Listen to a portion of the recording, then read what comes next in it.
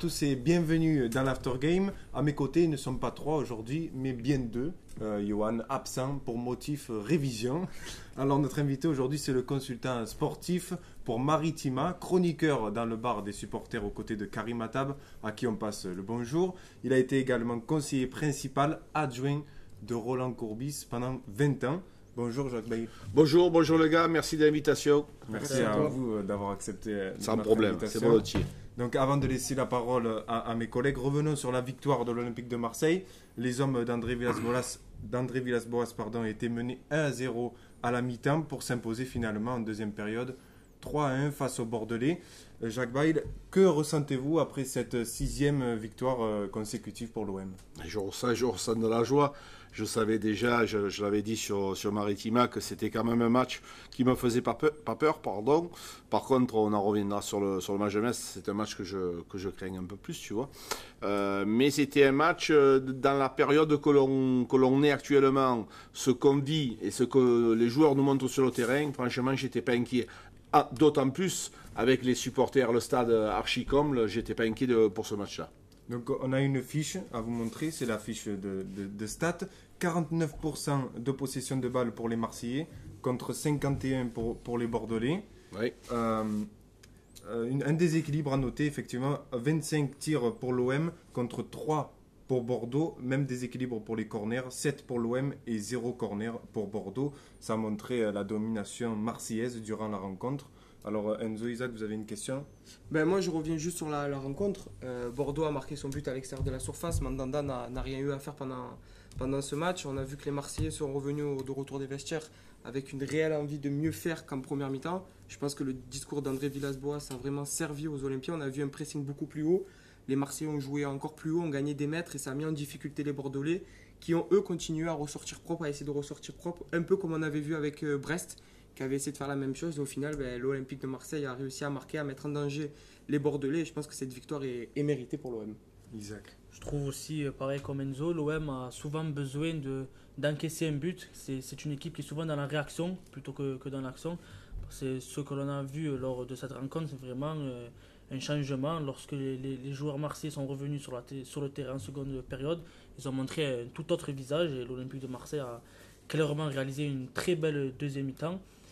Voilà, moi je félicite beaucoup André Villas-Boas qui réussit à réaliser quelque chose de grandiose avec l'Olympique de Marseille cette saison. Je le place au même niveau qu'Éric Guéret, que Didier Deschamps et même que Marcelo Bielsa. J'espère que les dirigeants marseillais offriront plus d'options à Villas-Boas sur le papier. Alors André Villas-Boas avait reconduit son traditionnel 4-3-3 mais avait changé sa composition de départ pour ce match. Regardez la composition. Boubacar Kamara avait fait son retour au poste de numéro 6 au détriment de Kevin Strootman. Alvaro était lui de retour en défense centrale. Alors Jacques, vous préférez le minot marseillais ou l'expérience du néerlandais? Moi je ne serais pas objectif. Moi le milieu néerlandais il ne me plaît pas du tout. Mais je voulais revenir sur ce que vous disiez concernant la première mi-temps de Bordeaux. Je suis à moitié d'accord avec vous, je vais t'expliquer pourquoi. Parce que dans la première mi-temps, tu as monopolisé le ballon, d'accord? Et si tu fais la même deuxième mi-temps, tu gagnes 6-1, ça n'existe pas. Donc, si tu veux, dans le football, tu as deux mi-temps bien distinctes. On a possédé le ballon, ils ont été stériles. Eux aussi, parce que hormis ce tir de loin, ils n'ont rien fait d'exceptionnel pendant cette période-là. Donc tu as une période d'adaptation. À la mi-temps, le fait d'avoir un entraîneur aussi intelligent, lui a mis en place un système qu'il a pu voir pendant la première mi-temps et qui nous a permis de presser encore plus haut pour pouvoir, si tu veux, dégager, c'est-à-dire les trois buts que nous avons, parce que finalement, de près ou de loin, ils se ressemblent tous, les trois buts. C'est vraiment André Villas-Boas, on voit que c'est un fin tacticien parce qu'on l'avait vu aussi face à Angers, qui avait décidé de laisser le ballon au SCO, qui avait regardé, je pense, les vidéos et des matchs du précédent, qu'Angers n'aime pas avoir le ballon et au contraire leur avait laissé. Donc je pense qu'André Villas-Boas réalise un travail tactique aussi très bon là-dessus. Isaac sur André Villas-Boas. Bien sûr, je félicite le travail du coach portugais. On était tous contents à la signature d'André Villas-Boas cet été. Vraiment, je trouve que c'est l'homme fort de l'Olympique de Marseille cette saison. Je trouve que sans André Villas-Boas, on ne serait pas actuellement à une seconde place et on prend 6 points d'avance sur le troisième. Donc on commence à avoir un Olympique de Marseille qui s'échappe un peu des équipes derrière au classement. La bonne dynamique marseillaise est aussi due au retour à un haut niveau de Dimitri Payet. Regardez cette fiche, en 13 matchs, l'international français a marqué 5 buts et délivré 3 passes décisives. Il figure également 14e au classement des meilleurs joueurs européens du début de saison. Jacques, ça vous fait du bien de revoir Payet à son vrai niveau? Ah oui, ça me fait du bien à moi, mais je pense que ça fait du bien à tout le monde, à tous. Et non, mais ce qu'il faut penser aussi, c'est sur le travail de Villas-Boas. N'oublions pas une chose, c'est ce qu'il a remis en place, c'est l'envie et la passion et la ferveur que nous n'avions pas l'année dernière. Ça a été un de ses premiers chantiers. Je peux t'en parler parce que je l'ai vécu. Nous, on a fait ça à Montpellier ou à Rennes quand on est arrivé avec Roland à plusieurs reprises. Quand tu arrives que les clubs sont en difficulté, la priorité, c'est de remettre en place un vestiaire, de connaître qui est véritablement le maître du vestiaire, c'est pas forcément celui qui parle le plus, d'accord? Donc une fois que tu as trouvé qui est vraiment le maître du vestiaire, commencer à se mettre en place et arriver à insuffler cette dynamique qui est là par un peu des bouffes ensemble, un peu de savoir quel était le problème de la saison précédente. Et déjà quand tu as monté ton vestiaire, à ce moment-là, après l'esprit tactique vient paradoxalement en second. C'est vrai, pour ajouter, on voit que les Marseillais sont plus solidaires que l'année dernière. On voit une vraie cohésion d'équipe. Et je pense que même dans les épisodes sur YouTube que lance la chaîne de l'OM, on voit que le coach, les joueurs sont vraiment tous ensemble. Et je pense que le coach, comme tu l'as dit Jacques, c'est vraiment l'acte fondateur de ce renouveau de l'Olympique de Marseille. Parce qu'on l'a vu en conférence de presse d'après-match, il a proposé quand même aux journalistes de faire un match entre le staff et les journalistes. Je pense qu'il n'y a pas beaucoup d'entraîneurs qui feraient ça. Et je pense que ça aussi, ça montre l'humain du coach. Isaac, un mot sur Payet. Dimitri Payet, très content de le revoir à un très bon niveau. Il figure parmi les 14 meilleurs joueurs européens selon le classement de l'Observatoire du football. Voilà, c'est vraiment, si l'OM est aujourd'hui second au classement, c'est bien évidemment grâce à ce Dimitri Payet qui peut prétendre à récupérer peut-être le titre de meilleur joueur de notre saison, de meilleur joueur en l'absence de Florent Thauvin qui est blessé. Actuellement, on avait besoin d'un grand Dimitri Payet. On sait tous de quoi il est capable, ce joueur qui a été international français, qui avait réalisé un très grand Euro 2016 ici en France. Ça nous fait plaisir à tous, comme tu as dit Jacques, de revoir Payet à ce niveau. Mais tu vois, tu te rends compte que quand même, comme il a été aussi mauvais la saison passée, et comme il peut être aussi bon cette année. Et je vais te donner ce qui suit aussi. Tu as le cas Amavi. Voilà, paradoxalement, après tu as le cas Sanson, sans être un joueur qui était peut-être moins bon que les autres, il était quand même en dessous. On va après continuer. Mandanda, il y a un nombre incalculable de joueurs qui, la saison dernière, étaient en méforme. Donc là, avec tout ça, si tu veux, on va parler après dans ma vie, mais ça a vraiment, l'entraîneur a fait vraiment du bon boulot. C'était peut-être aussi dû aux conditions physiques des deux joueurs. On parlait beaucoup de la condition physique de Dimitri Payet et de Steve Mandanda. On leur reprochait beaucoup peut-être un surpoids. On a vu que cet été, que même Dimitri Payet, après sa blessure, voilà, ils se sont plutôt vraiment reconcentrés sur leurs conditions physiques. Et voilà, ça bénéficie à l'équipe et on voit qu'ils retrouvent leur meilleur niveau. Steve Mandanda aussi qui retrouve l'équipe de France. Mais tu vois, sur le cas Mandanda, ce qu'il faut savoir, c'est qu'à Mirano, tu perds du poids. Oui, effectivement, mais tu ne perds pas que du poids. À Mirano, on va te nettoyer le sang, on va te remettre en condition physique et on va te donner un programme adapté à ta condition physique. Parce que ce n'est pas parce que tu perds du poids que forcément tu vas retrouver ta condition. Donc lui, il a suivi et il a un suivi actuellement pour pouvoir continuer à être en forme comme il est actuellement. Et c'est moi ce qu'il disait en fin de saison qu'il voulait revenir encore plus fort, c'était pas du n'importe quoi et qu'il avait vraiment envie de faire encore une très très grande saison sous les couleurs olympiennes. Moi j'avais juste une question à poser à Jacques.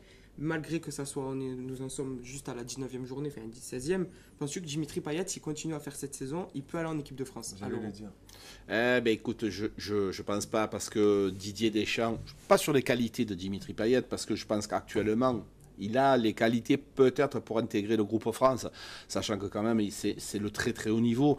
Tu as une équipe et un effectif qui a été champion du monde. Pour intégrer, tu intègres un joueur mais tu intègres aussi une personnalité.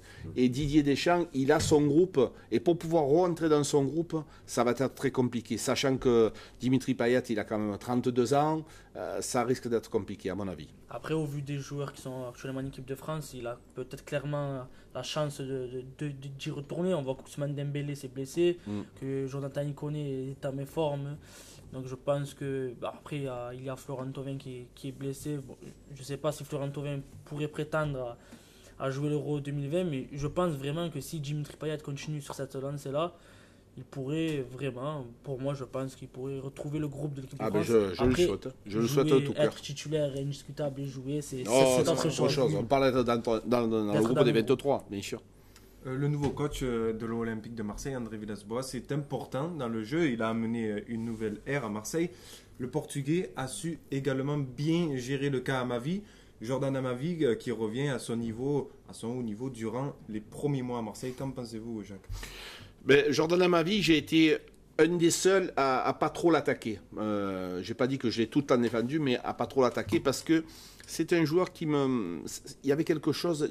Au niveau du talent, cette patte gauche, ça m'interpellait. Parce que tu ne peux pas être aussi fort techniquement et être aussi mauvais défensivement. Son gros problème, ça a été la distance de marquage. Et je ne comprenais pas pourquoi il y avait une si mauvaise distance de marquage. C'est il l'a dit à demi-mot, il avait, je pense, des problèmes extra-sportifs qu'il a su régler et qu'il a pu régler. Et aujourd'hui, il est beaucoup mieux dans sa tête. Même on nous le voit, nous, en zone mix, en interview, il est épanoui, le garçon. Il est beaucoup mieux dans sa vie, beaucoup mieux dans sa tête, donc beaucoup mieux sur le terrain. Ouais, moi je voulais rajouter juste que André Villas-Boas, bien évidemment, c'est grâce à lui, je pense que Jordan Amavi est de retour au niveau. Ses premiers mois à l'OM étaient très très bons, étaient très prometteurs. Et je pense qu'il a fait la différence, c'est sa sélection en équipe de France qui lui a peut-être fait mal. Ou à partir de là, Jordan Amavi a eu des prestations en dessous de ce qu'il valait. Et je pense que ça fait du bien à tout le monde de revoir un Jordan Amavi conquérant, présent sur le terrain, défensivement, qui revient à un bon niveau. Il ne fait pas de gestes superflus, il est juste là quand il faut, il dégage. C'est ce qu'on veut de Jordan Amavi pour l'instant. Et ça montre quand même son retour, qu'il a un très niveau mental exceptionnel, parce que être sifflé par les supporters, être presque craché dessus, je dirais même, et revenir à ce niveau-là, toujours bosser, franchement bravo à lui. Après c'est la gestion d'André Villas-Boas aussi envers Jordan Amavi qui a permis à son joueur, parce que l'entraîneur a beaucoup protégé son joueur, et lorsqu'il réalisait des performances catastrophiques, Villas-Boas a toujours tenu à soutenir son joueur, et ça compte beaucoup. Mais contre Rennes, quand il avait sorti à la mi-temps, que les supporters l'avaient sifflé, en conférence de presse, il avait clairement presque affiché son honneur pour Amavi, de dire bravo. Il ne faut pas faire ça avec nos joueurs, et franchement c'est bien de la part de... Et même s'il a mis sur le banc les matchs suivants, c'est parce qu'il devait aussi être sur le banc. Il n'a pas voulu peut-être enfoncer le clou. Peut-être que s'il avait joué ces rencontres-là, il serait encore plus enfoncé dans le trou noir qu'il était déjà. Mais en tout cas, très content de retrouver Amavi à son niveau aujourd'hui. Il a marqué d'un très beau but de la tête. Donc on est content pour Jordan. On voit qu'il est épanoui. Donc on est content nous aussi, supporters. Et pour revenir sur ses stats, depuis le début de la saison, c'est 27 interceptions, plus que Sakai, 28 tacles réussis, c'est plus que Calvaro et Camara. Alors, il reste 2 rencontres avant la trêve hivernale. Pardonnez-moi. C'est Metz et Nîmes. Les Marseillais se déplacent donc à Metz vendredi soir. Les médecins restent sur 2 victoires, 3 nuls et 3 défaites à domicile. L'OM recevra à Nîmes pour le dernier match de 2019. Les Nîmois restent un bilan alarmant à l'extérieur, 0 victoire, 4 nuls et 5 défaites. Jacques, c'est une autoroute pour l'Olympique de Marseille? Une autoroute avec une petite sortie, tu vois, qu'il va falloir faire attention, une petite bifurcation qu'il ne va pas falloir prendre. Je te le disais en préambule de tout à l'heure, le match de Metz, il est inquiétant. Pourquoi? Parce que c'est un match, si tu veux, d'abord il est à l'extérieur. Il n'est pas forcément très motivant, tu vois, c'est pas une grosse affiche. Il fait très froid dans cette région, c'est très difficile de rentrer dans le match. Et c'est là que tu dois avoir un entraîneur qui doit te remotiver, parce qu'il va te dire, ah oui, c'est difficile et c'est tout ce que tu veux, mais c'est quand même 3 points. C'est les mêmes que contre Bordeaux.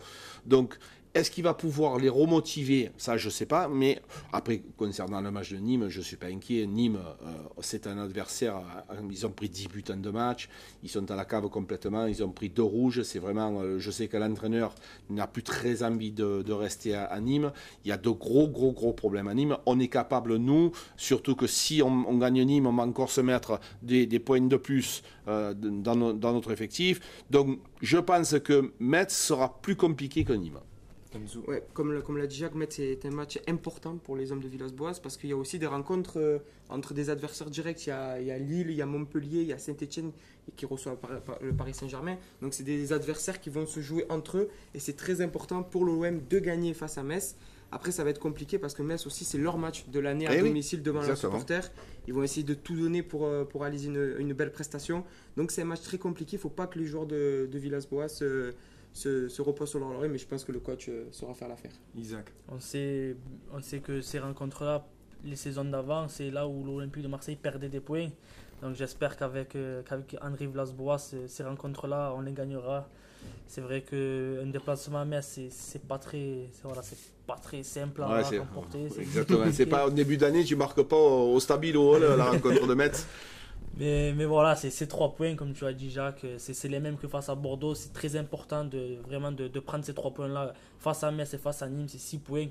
Voilà, comme tu l'as dit Enzo, si les concurrents directs peuvent perdre des points, c'est peut-être le moment de prendre le large face à nos concurrents directs. Pour revenir sur Nîmes, pour parler de Nîmes, moi ça me fait, je suis un peu triste en vue de la prestation des Nîmois parce que l'année dernière ils avaient réalisé une très bonne saison. Bernard Blacard, le coach, c'était mon top d'ailleurs sur l'after game de la saison, même s'ils ont perdu de très bons joueurs, Savanier, Bouanga, mais je suis très triste de voir cette équipe dernier de Ligue 1. Voilà, c'était un petit. Jacques, un petit pronostic pour Metz-Marseille. Écoute, si on arrive à prendre sur les 2 matchs, si on prend 4 points, je signe moi.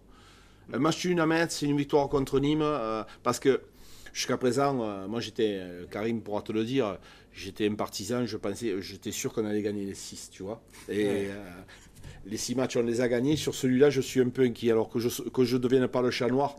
Allez, je vais dire un petit nul à Metz et une victoire contre Nîmes. Enzo. Ouais, moi, pareil que Jacques, nul à Metz et une victoire assez large contre Nîmes. Je vais être un peu plus. Ouais, sur le optimiste. Dur. Je veux les 6 points. Je veux que l'OM remporte ces 2 rencontres-là. Voilà, je veux voir l'OM prendre le large avant la trêve hivernale. Mais nous aussi, on veut, attention. Hein. Oui, bien sûr. Pour égaler le record de Marcelo Bielsa. On va justement en parler. Ouais. Nous en sommes pratiquement à la trêve hivernale et le bilan d'André Villas-Boas nous fait penser au bilan d'un certain Marcelo Bielsa. Alors, Marcelo Bielsa, c'était 38 points pour Bielsa à la même époque, 36 buts marqués contre 25 aujourd'hui. Doit-on se rappeler de la mauvaise deuxième partie de saison 2014-2015 ? Alors moi je suis mal placé pour en parler de Marcelo Bielsa parce que c'est pas un entraîneur que j'ai porté dans mon cœur. D'abord à l'époque j'étais en Ligue 1 donc forcément ça a toujours été un adversaire même si l'OM pour moi voilà, nous on n'a jamais perdu aller-retour. Et c'est un entraîneur qui m'a beaucoup gêné dans sa communication, dans sa façon de faire, dans sa façon d'être. Alors oui, effectivement, il y a eu des matchs qui ont porté l'Olympique de Marseille. Oui, d'accord, mais c'est différentes sorties, sa façon de venir 3 ou 4 semaines après le début du championnat, le début de la préparation, il m'a vraiment déçu. J'ai vu ce qu'il a fait à Lille, c'est vraiment pas exceptionnel. Donc moi, Marcelo Bielsa, si tu me fais choisir, je prends Guéret de très très loin. La même chose, moi, Bielsa, je préfère 100 fois un coach comme Guéret ou même comme Villas-Boas. Parce que Bielsa, si on regarde tous ses bilans, à part avoir gagné les Jeux Olympiques avec l'Argentine, au final, il n'a rien gagné. Bielsa, avec Leeds, c'est un peu plus compliqué, même si cette année, il réussit pas mal. À l'OM, champion d'automne et au final, même pas sur le podium. Donc franchement, Bielsa, moi j'ai pas envie de me rappeler la saison 2014-2015, la deuxième partie. Et je pense que j'ai plus confiance en André Villas-Boas qui a inculqué quelque chose dans cette équipe, un état d'esprit exceptionnel. Et je pense que l'OM peut tenir cette place sur le podium. Isaac. Moi, je porte un peu Marcelo Bielsa dans mon cœur. C'est vraiment dans le jeu. J'ai vu un autre Olympique de Marseille. Je n'ai plus vu le même Olympique de Marseille avec les entraîneurs qui sont passés après lui. Après, pour faire la comparaison avec André Villas-Boas, on voit que Villas-Boas n'a pas du tout le même effectif que Marcelo Bielsa. Exactement. Les joueurs, voilà, on peut dire que les joueurs qu'André Villas-Boas a à sa disposition sont beaucoup moins forts. Mais dans le jeu proposé, je trouve que l'Olympique de Marseille de Bielsa était très fort. Après, c'est vrai que nous n'avons pas accroché une qualification en Ligue des Champions. J'espère que l'on fera cette année. Mais c'est vrai que ces sorties médiatiques n'ont pas été belles. Je retiens juste le jeu que l'OM a pu proposer. Mais après, c'est vrai qu'il y avait de très très bons joueurs. On se rappelle de Benjamin Mendy, latéral gauche, d'André Ayou en attaque, d'André Pergignac et même de Javier Manquillo qui était bon, qui était ce latéral droit. Mais bon, voilà, j'espère que Villas-Boas battra le record de Marcelo Bielsa avec les 6 points empochés peut-être. Alors maintenant, Jacques, on va parler un peu de vous. On l'a dit, vous intervenez chaque semaine dans le bar des supporters de Karimatap de 19h à 20h sur Maritima, 107.2, mais également toute la semaine à 17h45. Pourquoi avoir choisi le média Maritima ? J'ai déjà trouvé dans ce média, hormis les qualités de Karim à l'Olympique de Marseille, j'ai trouvé une famille, des gens avec qui on prend plaisir à travailler. Tu sais, moi j'ai été dans le football pendant plus de 20 ans. Ça a été très compliqué, très dur, la pression. Et j'avais vraiment besoin de trouver une famille, des gens qui sont autour de moi. Et je suis à la radio comme je suis à la maison. Donc je passe vraiment de bons moments. C'est vraiment une radio familiale, attachante, la radio avec qui j'avais envie de travailler. Enzo et chaque mercredi. Enzo est avec nous tout le temps. Présent à vos côtés. Alors, plus personnellement, quels sont vos projets futurs dans le foot, puisqu'on sait que vous étiez en Algérie, c'est ça ? Oui. Là, tu parles, ouais. Ben, écoute, je travaille avec une société d'agents de joueurs, donc je récupère, je fais un peu le scout à l'international, tout ce qui est, tu vois, l'Afrique, je me suis toujours vanté de dire que l'Afrique possédait pour moi les meilleures pépites, parce que sur le continent africain, c'est un continent qui adore le football, qui joue au football. Il y a encore du football de rue que nous n'avons plus en Europe, et il y a encore de gros talents, donc on essaie de développer en Afrique, comment dirais-je, de trouver des talents, donc c'est mon rôle. Les gars, vous avez une question ? Moi, j'ai une petite question à poser à Jacques. Tu es resté longtemps dans le foot, comme tu viens de le dire. Quelle est ta période qui t'a le plus marqué, toi, en tant qu'être sur le banc ? La période qui m'a le plus marqué, si tu veux, où j'ai passé vraiment de très très bons moments, souvent c'est les victoires qui te font ça, c'est en Algérie où on a gagné la Coupe arabe et la Coupe d'Algérie devant plus de 100 000 personnes. Donc c'est vraiment des moments que tu te crois ailleurs, tu es dans un autre monde. Et ça a été vraiment des moments fantastiques que j'oublierai jamais, ça c'est sûr. Isaac ? Justement, je voulais parler de votre expérience en Algérie. Comment qualifiez-vous la ferveur qu'il y avait en Algérie ? Ah, c'est hors norme. Tu peux pas, tu peux même pas t'imaginer. Les gens, ils vivent au football. Tu vas à Alger, tu as 5 clubs qui sont en Ligue 1. Tout le monde parle de football en Algérie. Dommage que, si tu veux, l'équipe nationale marche très bien, mais les clubs sont en difficulté avec des problèmes de paiement. Mais le football en Algérie, c'est un autre monde. Ça n'a rien de comparable avec chez nous. On parle, nous, de OM Lyon, oui. Mais là-bas, tu as le Mouloudia, la JSK, Constantine, tu as toujours des derbies, il y a une ferveur qui n'est pas en France, ça c'est sûr et certain. Et avec quel club travaillez-vous aujourd'hui, que ce soit en Algérie ou en Europe ? Je travaille avec aucun club, je travaille avec tout le monde. On récupère, là je suis sur un petit joueur sénégalais là, que j'ai vu. Donc je devrais récupérer pour pouvoir essayer de le placer. J'ai un joueur malien que j'ai récupéré qui joue en Tunisie aussi, qui fait 1m91, 85 kg, qui a marqué 4 buts en 5 matchs. Donc là, on est positionné sur ce genre de joueur pour pouvoir le proposer en Europe. Et on voit aussi qu'en Algérie, il y a le nouveau centre de formation du Paradou, club qui est un très grand centre de formation en développement. Que pensez-vous de ce centre de formation ? Mais ce centre-là, n'oublie pas une chose, c'est que c'est ce centre-là qui a sorti les Ben Sibaini, les Attal. Ils en ont sorti pas mal. Tu sais, la particularité du Paradou, c'est qu'ils apprennent à jouer au football à pieds nus depuis de nombreuses années. Parce qu'on a eu beaucoup de difficultés à sortir des joueurs algériens. C'est pour ça que sur une émission avec Karim Zeribi, on en a parlé, de pouvoir développer le football africain, et notamment le football Afrique du Nord. Parce que ces jeunes talents, tout ce qui est Maghreb, ont des particularités, c'est la qualité technique. Hein. Moi, j'ai eu Boudbouz, les Marez, c'est des joueurs talentueux. Le problème qu'ils ont, c'est la rigueur tactique, un peu de physique, parce que ce sont des joueurs qui ne sont pas très rigoureux dans leur vie en général. Ah oui. Mais tout le reste, ils ont cette particularité qu'on n'a pas en Europe. Vous avez parlé de Riyad Mahrez. Aujourd'hui, quand vous voyez sa carrière, vous en pensez quoi? Ah ben, je ne suis pas étonné. Riyad, c'est le talent en état pur, Riyad. C'est comme l'autre Riyad Boudbouz. Si tu veux, lui, il a manqué sa jeunesse. Ça a été un petit qui n'a pas été très rigoureux au départ. À Sochaux, il a été. Tu sais, quand tu as beaucoup d'argent très jeune, il y a des joueurs comme Ousmane Dembélé, Mbaye Niang aussi que j'ai eu, qui a eu beaucoup d'argent très jeune. Qu'est-ce qu'on aurait fait peut-être à leur place? Moi, le premier, peut-être pire qu'eux.